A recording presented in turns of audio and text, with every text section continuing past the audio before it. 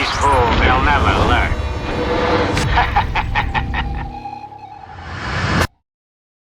Hello everyone and welcome to another episode of Food for Thought Fight Bites. This is episode 3 now, I believe.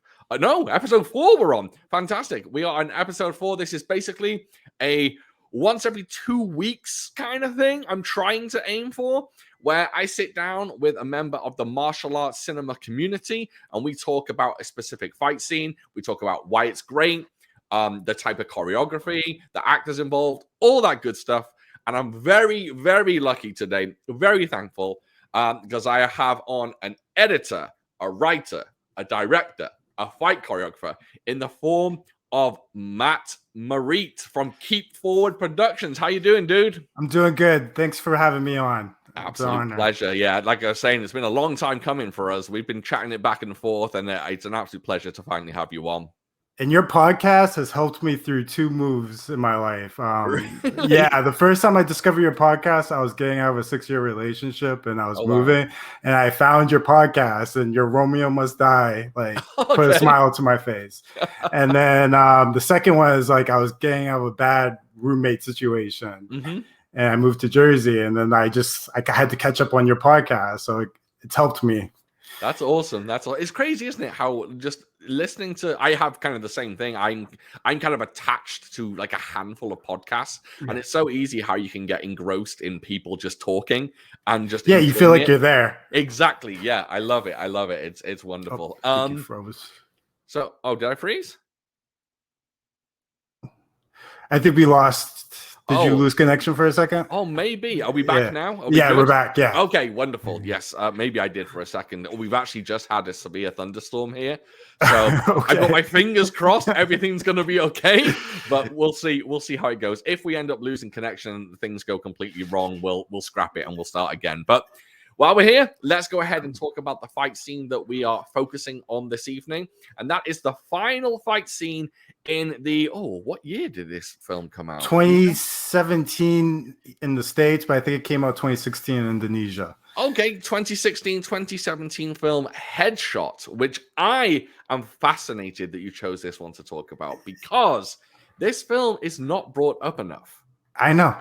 I call it the Game of Death of Assassins, basically. Yeah, it's an interesting film. I'm trying to think. Well, we didn't do it for the podcast. I think it's on our to-do list.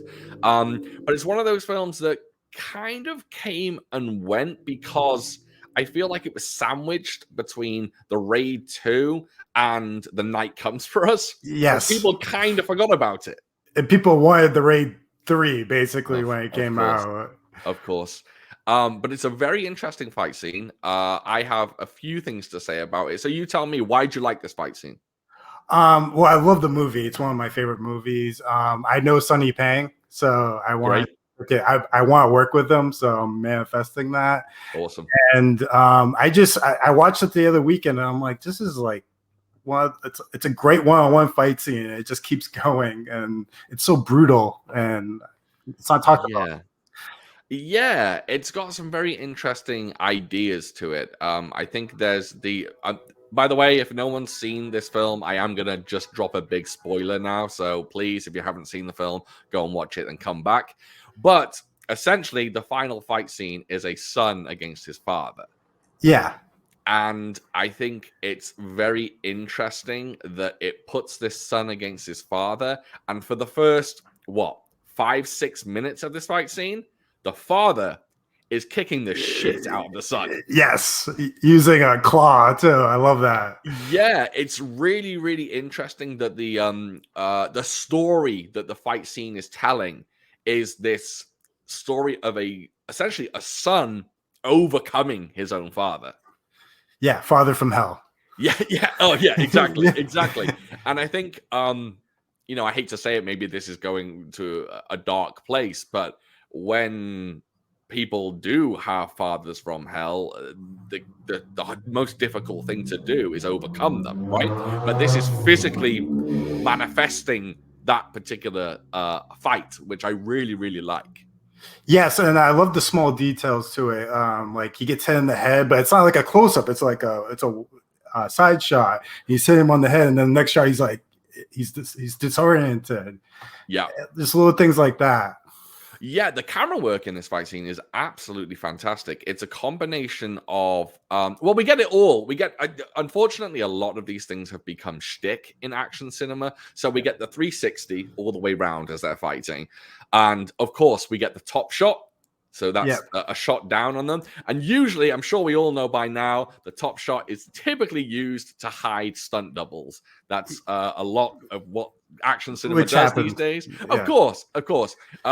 If for those who want a really, really, really recent example of it, the John Cena and Jackie Chan film, Hidden Strike, just came out. And if you watch the John Cena and Jackie Chan fight scene, there's a top shot, and it's quite blatantly masking. And I'm sad to say, please don't come for me. It's Jackie Chan stunt double, which he does get doubled sometimes. He's always been doubled. It's just unfortunately people think that he does everything. They understand like film insurance and stuff. Like if your actor gets hurt, like that's it. Exactly. And I think it's very coincidental we're talking about that. If I'm right, it's his stunt double's birthday today. It's Chin Kar-lok's birthday. Oh, really? Cool. Yeah, I believe so. Chin Kar-lok and Michelle Yeoh's birthday today. So legends. Yeah, so top shots are usually done to mask stunt doubles, but in this film, no stunt doubles. In that final fight, you can tell it's Sonny Pang, you can tell it's Iko, and they are going at it, and it's not hiding anything. Well, he was doubled once. Really? Yeah, when he flips him over. That's not him. And I saw behind the scenes. Timo posted it. The stunt double like landed right on his like neck. And it's like he missed Q. Oh wow. And it's brutal. But I think that's the only time he was doubled in that scene. Yeah, it's interesting. I guess to be honest, I didn't see it. So it proves that they definitely masked it very well. Yeah. Yeah, that's pretty awesome. One thing I noticed about this fight scene that really got me intrigued, I think, is that while they're fighting, there are two examples in this film where the fight almost leans towards supernatural. Yes. Which is really interesting. There's one where Sonny hits him with a punch and he goes flying back. Yeah. And then the second time is when Sonny misses a punch, hits the ground, and the ground cracks. Yeah. Really interesting. And like the other fight scenes weren't like that. And like actually this fight is like the first like kind of Ray 2 fight you get in this movie, because every fight's it's hard for the character. Like the police station fight, it's like they're fighting over the gun. Yes. Then he fights the big brother, and then he fights baseball bat guy from the Ray 2, and that fight's very fast. And then Julia Estelle is very emotional too, because he doesn't want to fight. So there's different like types of fights in this movie, which I like. Yeah, it's really interesting because a lot of people probably see films like, I don't know, actually. The Night Comes For Us is pretty varied. It's super gory and super violent, but the fight scenes are kind of varied in that one as well. The Raid has amazing fight scenes, but I don't think it's hugely varied. No, it's the same type of style. Basically. Right. And I think everyone's main criticism of Iko is the whole shaking the arms thing. And he doesn't do it much in this fight scene. No, it's not that blatant. If anyone doesn't know what we're talking about, Iko kind of pauses between moves by doing a wavy arm thing, and once you see it, you can't unsee it. I noticed that from Merritte. I'm like, that's just a signature thing. Yeah, absolutely. It's funny enough. When I first watched The Raid, I think I watched it twice, and I didn't even notice that. It took someone to go, "Have you seen this wavy arm thing he does?" And it was like seeing The Matrix. I was just like, "Oh my god, yeah, he does. He does it all the time." So. Yeah, but that's why I'm kind of bigging up this fight, because I didn't see it a lot in this fight. But I thought it was interesting that I actually have the action choreographers listed on my phone, if I can just pull that out a second, because it's got a very interesting team behind it. So the fight choreographer is Mohammed, I think it's Irfan. And he is now Timo's kind of main fight choreographer. He just did what was it, the Big Four? Big Four, and he's doing the Shadow Strays, which is I think sequel to Night Comes For Us. In the same world as Night Comes For Us. We believe so. Yeah, we don't exactly know, but I think so. So he is a fight choreographer. The Uwais team, or Uwais, I'm still not sure on how to say that. They're the action choreography. So not fight choreographer, but action choreography. God. And then what's his name? Very Try or Very Tree? Basically, baseball bat guy from Raid 2 he's the action coordinator.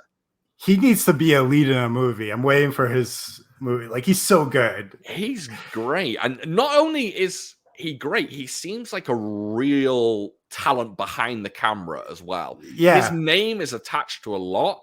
And yeah, he knows how to capture action. Not that Iko always doesn't, but yeah. Yeah, give him a role. Give him a lead role. It doesn't look like he's done a lot after Headshot.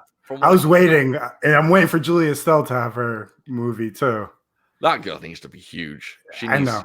I mean, what we all want is Night of the Operator. Really, that's what I want. I've been clamoring for that movie since he told me, because she was supposed to fight Veronica. No, that was a rumor. Oh, really? Yeah, and I'm like, oh my god, that's like Chuck Norris versus Bruce Lee right there. Wow, that's really interesting. I would have, definitely liked to have seen that. For those that don't know, Julia Estelle, she is the Hammer Girl in the Raid 2. She is in Headshot, and of course, she plays the operator in The Night Comes For Us. A massive talent who can seemingly very much handle action and make great actor too. Oh yeah, wonderful. And she makes it look great because she is not muscular, she is not big. But she makes action look incredible. I'm sure everyone knows Hammer Girl by now and what she looks like on screen. Yeah, she's a dancer, and that's what, Gareth Evans was a little worried, but she's like, she's a dancer, and then she just kept getting better and better every rehearsal. Yeah, I think I noticed recently. So everyone thought the Operator film was going to come out, that was Timo's next film, and then Julia Estelle announced that she's pregnant. Yes, I went to her Instagram and I saw that. I was like, "Oh, it's not that." Exactly. There was a collective kind of a weeping in the action cinema community because we all knew, it's not going to be that. It's not going to be that. So, yeah, I'll be interested to see what happens with the new film and what it's all about. Going back to Headshot a second, I have a question for you, and I've asked this question to a few people, and I feel like no one really has a concrete answer. So I'm going to keep it simple and just ask you, is Silat now played out? Good question. Yeah. See, with Headshot, it was like a 5-film period. Merritte, Raid 2, Headshot, Night Comes For Us. Yeah. I feel like that's the golden age. Those are like the great 5 films. That's hard. Like, I felt like Iko in Triple Threat, for example, I felt like they didn't utilize a lot right. I felt like him and Tipman didn't match with like choreography. And I feel like no one besides like Timo or Gareth know how to use Iko. I hope Expendables 4 is good. Yo. But it's not like Wing Chun for me. I think Wing Chun is in everything now. So it's getting close, but I wouldn't go there yet. That's being played.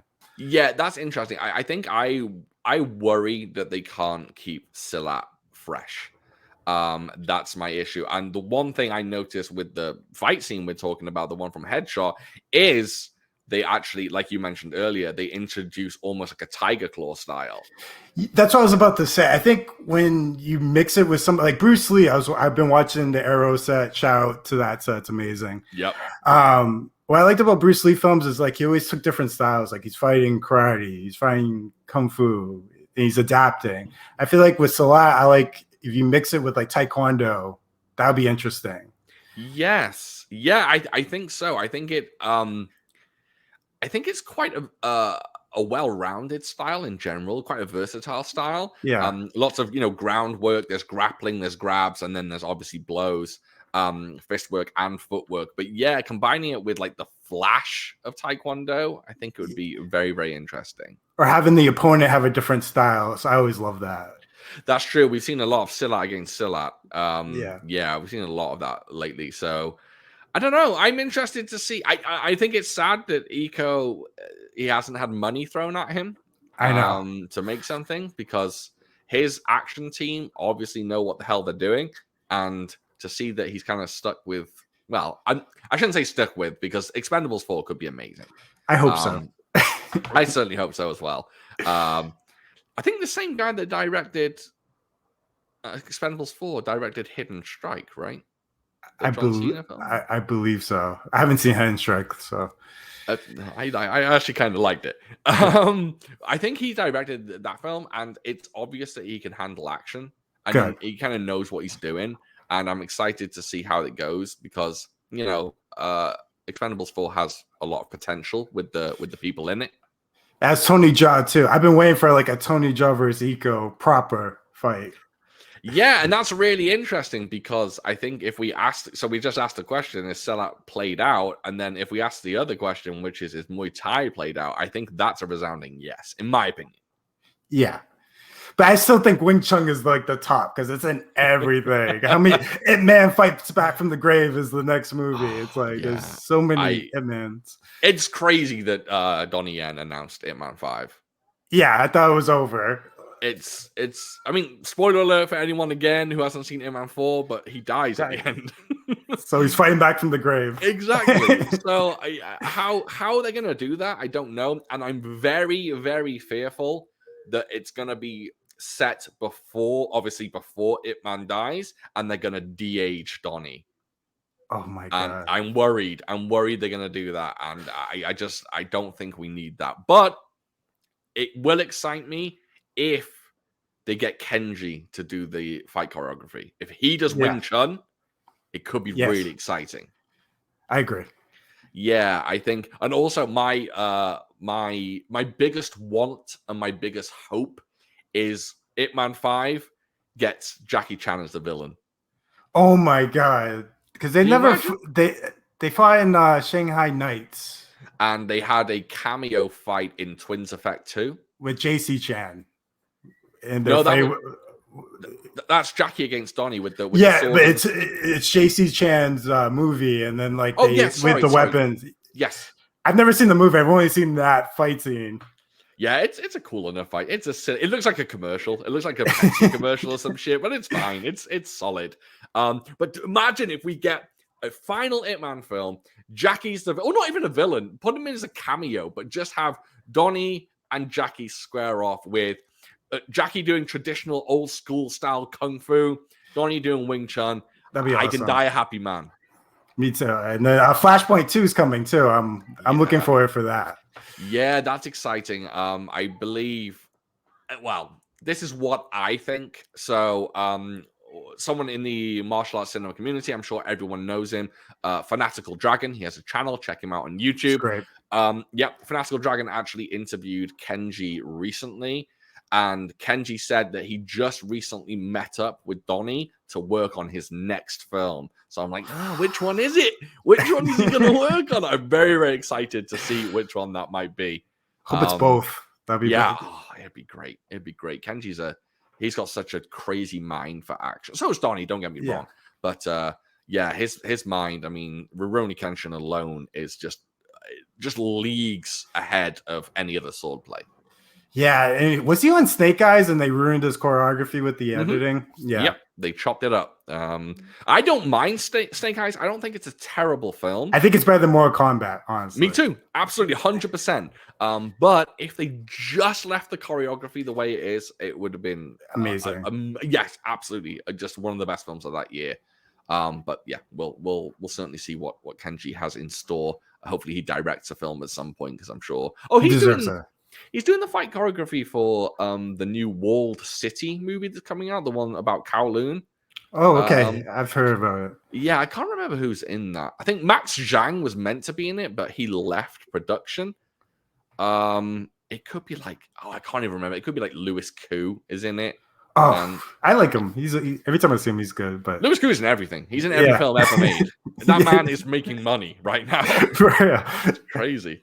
Back to Headshot. So, what do you feel? And this is the bit that's jarring for me in Headshot, and that is the change of environment. or scenery. The fact that they go into this very, they go from this very gray, kind of dismal, almost like a war bunker, to this beautiful forest, very green, very lush, very just gorgeous looking. How do you feel about that change in environment? I like it. Yeah, it's kind of like you're coming from the basement, then it's like all beautiful, and then it's like very like it's gritty, and that's when the fight's the most violent. And then we have the Logan tree stomp, and then it starts raining. I think it's funny when Sonny Pink comes back to life and tries to pull him towards him. It's great. I love it. And then like when the girl comes in and she like pushes him towards it. Yes. I'm like, just pull back. It looks very strange that she does that. I was just like, oh, was that the only take they could get? Like, that looks odd. Maybe that's my only like complaint on that. Yeah, but I think maybe I'm looking at this fight scene too deeply, but I think the gray walled bunker style place represents the father, and then the outside lush, lavish forest represents Iko, the son. And I think it's the hard versus, and I'm not saying Iko's character is soft, but he is overcoming the hardness, the meanness, the aggression of his father. And I think the gray walled bunker is the father overcoming the son, and then the green nature is the son finally overcoming the father. Yes, because the green is used a lot in the movie, actually. Right.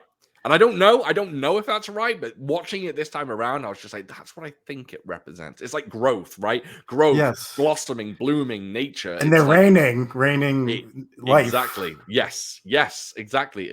And I think that was, funny enough, and this is just completely by the by, as it started raining in the film, that's when the storm started here. And it was kind of like, oh, wow, that was an interesting coincidence. And that's the second time it happens, like when Julia Still dies, like lightning comes down, which I love that. Yeah, that's great. That fight scene's underrated. The beach fight. Oh, I love it. So emotional. Yeah, super underrated that fight scene. I love it. It's this Timo does very well with instilling emotion into his films. Yes, and I feel like if you take from Headshot the first fight and the last fight of Night Comes For Us, it's like a progression up every fight. Yes. Yeah, absolutely. He should be given. I'm waiting for his Under Siege remake. Yeah, me too. Only he could do it. I'm really he's doing Train to Busan, but it's gonna be like Train to New York. I think. Has that fallen through though? I thought that was his next film, and that seems to have disappeared. I heard him announce. I don't know if they shot it. I don't know. I find that very interesting because that was talked about for a long time, and then he stopped talking about it. And then he was like, I'm doing this film, I'm doing this, because he did the Big Four. Then he announced his next film.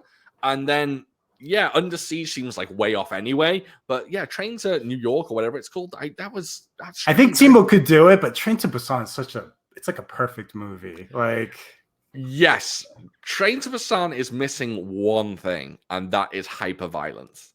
Yes, that's true. And Timo will nail that. I mean, he's the man to do it. And then one thing I wanted to mention with the Headshot is I love the score and I love the sound design. And I know the sound designer and one of the composers. He actually helped me out with Instrument Assassins. And I picked his brain. I always ask him questions about sound design. But I just love all the hits and it's just brutal. Yeah, there's a particular hit in the final fight scene, and it's when Sonny kicks Iko in the face, and his side of his head hits like a corner of the wall. Oh my god! Yeah, both me and my wife were watching it, and at the same time we were both like, "Oh god!" That's sometimes obviously I'm not a filmmaker. I've never been on the set of a film. I don't know much about filmmaking, so I'm still one of those guys that watches fight scenes and sees certain blows and things like that and goes, how the hell did they do that? Even me, I was like, is that foam? It had to be foam or something. But. Right. It's super interesting. I'm always still, and I kind of appreciate that. I kind of appreciate that I've never been to a film set and kind of seen how the magic is made. It takes away sometimes. I think for me, it definitely would. I appreciate it. I'd love to be on a film set and watch people choreograph. and watch people, actually work on the choreography. I think I would get a kick out of that because I love fight choreography so much. But yeah, some of the special effects stuff, I'd be like, oh yeah, I didn't need to see that. Well, honestly, the first time I ever saw that is like when I'm like, I want to become a filmmaker. It was Bruce Lee the Legend, and it showed him making Game of Death, and I'm just like, I want to do that. Like, I was 11 years old. And it blew me because like we had the videotape. It wasn't like today. I couldn't like look up how like people made stuff, so it was rare to see that, and I was like, oh, this is how fight scenes are made. Right. Yeah, I don't know why, even though I've been in love with film for God knows how long, I never got the bug to want to make a film.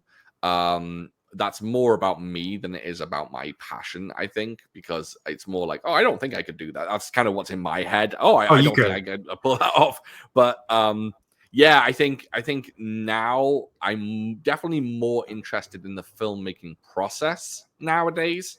But yeah, hopefully one day I'm buddies with the Art School Dropouts crew. I've met them. They're great. Yeah, hopefully one day I will hopefully be able to be on one of their sets, so I could see them doing. Yeah, they do amazing work. I love their choreography and just everything. Yeah, fantastic people, wonderful people. Did you meet them in New York? I met them at Urban Action. And then like I've talked to Stephanie, like I send them my stuff, and they've said nice things about my stuff, and I've said nice things about theirs, and they're just great people. Yeah, the reason I ask is, are you going to Urban Action this year? I hope so. Yeah, I'm going this year. Oh, you are? Oh, well, I am. I am. I'm planning on booking this is probably inside baseball for everyone watching this, but Urban Action Showcase. It's a festival that happens in New York, and basically people submit their short films, their action short films, and basically it's a bunch of people from the action cinema community mingling, meeting each other. It just seems like a wonderful place to be. And then this year, we will be there. Awesome. We're gonna book our hotel next week. I'm submitting my my episode 2 of Rage this week, so if it gets in, I'll be there. Awesome, that's great. Yeah, that'll be fantastic. And will they screen that on the big screen then? Yes. Wow, it's so crazy seeing it at AMC. Like, wow, isn't it? Yeah, that's so nuts. I can only imagine having your work on a big screen in front of a bunch of action fans who are and if they react where you want them to react, it's like it's like a comedian telling a joke. It's like they got the punchline. Yes, like that's so great. Yeah, I'm really excited for going. I just unfortunately I didn't end up going last year, and I was so tempted I just didn't pull the trigger on it last year. But this year, definitely want to be there. Awesome. Yeah, me in person. Yeah, absolutely. I get to first time in New York as well. I've never been to New York. It's a crazy city. I love it and hate it at the same time. Yeah, I have a bit of anxiety about going there because people give you all the horror stories about New York. But I'm sure I'll be fine. Like the other day, I was walking by and a rat went in front of these girls, and they're like, "That's a huge mouse." So I'm like, "That's a rat."